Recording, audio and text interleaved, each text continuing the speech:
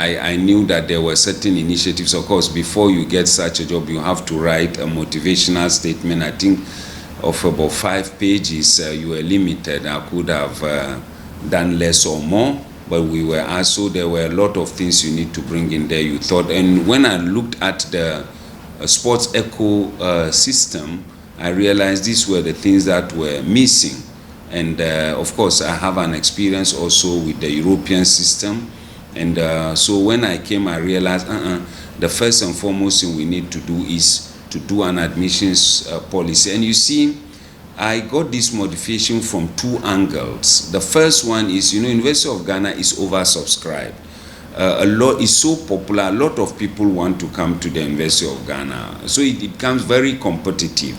Not many will get. And you will also agree with me that student athletes spend a lot of time sharing between learning and sport. And I felt that they are at a disadvantage. So we need to promote, support, and motivate the student athletes to take up sport so that they are not disadvantaged. So the policy was designed in such a way that if you are a talented athlete up to, say, super zonal level, then with the minimum requirement, which is aggregate 24, you are eligible to be admitted. And that's how we got a lot of them. Because often the University of Ghana, by the time you get to aggregate 16, 17, 18, the door starts shutting. But if you are a talented sports student, student athlete, a potential one, up to aggregate 24, which is the GTech requirement to enter and read a degree. So I knew that we need to do that to attract the best sporting talents. And I also realized that there were no policies, documents that one can refer to. There were letters, documents here and there, but they were not put together, composite documents, to say this is the policy addressing A, B, C, D. So this was my these were my motivation, and I realized it had to be done. And then the University of Ghana also supported me and my team, and we did that. So it was a collective effort. But of course, as the director, I led the process, and it was a teamwork, and that resulted in those policies. Would you say it's been a success in the UG-PAAS? I think it's a huge success. It's been a huge success. We are still working on that. Otherwise, we wouldn't have been where we were, and where we are. We wouldn't have been where we are. We wouldn't also have been able to give opportunity to our student athletes. Last academic year alone, about 11 or 12 of our athletes left for further studies and further training.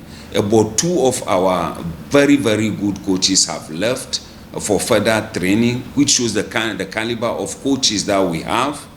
And when you look at the African Games, the statistic is that between 70 and 90% of athletics were from people who had relationship with GUSA or are still with GUSA. And out of that, you can say 30 to 40% were from the University of Ghana. If you give or take, the Cadmans, the Azamatis, the Solomons, the Senekes, and so on and so forth, So you realize that it has created opportunity for the young men and women. What we actually want has propped up University of Ghana sports and has actually elevated the University of Ghana sports to a level where we have become, as usual, contenders and pace setters. So it has been a success, both the UG-PAAS, the admissions policy, and the sport fund. And of course, this would not have happened without the teamwork of the sports directorate, the coaches, sports organizers, administrators, and especially the support we got and we continue to get from senior management of the university, from the pro-vice chancellors, registrar, and of course, the overall boss VC, not forgetting the other units and sections that support us in enhancing our work, the finance directorate, the academic directorate, the HROD, the HR directorate, etc.